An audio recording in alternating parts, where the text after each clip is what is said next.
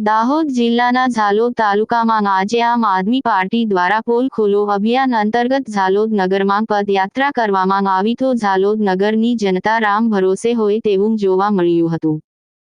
પ્રાપ્ત માહિતી અનુસાર દાહોદ જિલ્લાના ઝાલોદ તાલુકામાં આમ આદમી પાર્ટી દ્વારા પોલ ખોલો અભિયાન અંતર્ગત ઝાલોદ નગરમાં પદયાત્રા કરવામાં આવી હતી।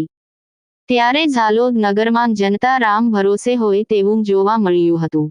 જ્યાં જુઓ ત્યાં ગંદકી, ઠેર ઠેર કચરાના ઢગલા।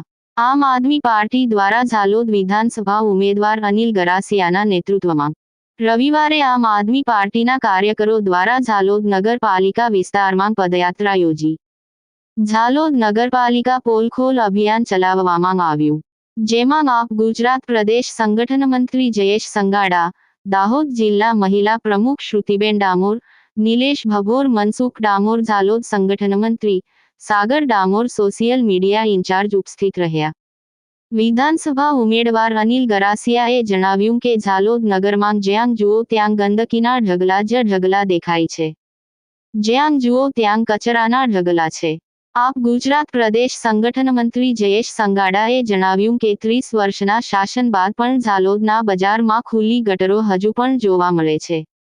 રોડ રસ્તાની હાલત ખરાબ છે। ચાંદીપુરમ વાયરસ જેવી ગંભીર બીમારી હાલ ફેલાયેલી છે। છતાં ઝાલોદ નગરપાલિકા તંત્ર ઊંઘમાં હોય એમ લાગી રહ્યું છે। આવનાર 2 મહિના પછી આમ આદમી પાર્ટી નગરપાલિકાની પ્રત્યેક બેઠક ઉપર મજબૂતીથી ચૂંટણી લડશે અને આવનાર સમયમાં ઝાલોદ નગરપાલિકામાં બહુમતીથી જીતી ફક્ત એક જ વર્ષમાં ઝાલોદ નગરપાલિકા જનતાના ટેક્સના પૈસાનો સાચો સદુપયોગ કરી જનહિતના કામો કરશે। રિપોર્ટર અંબારામ કે ખાંટ સાથે કપિલ બારિયા, દાહોદ।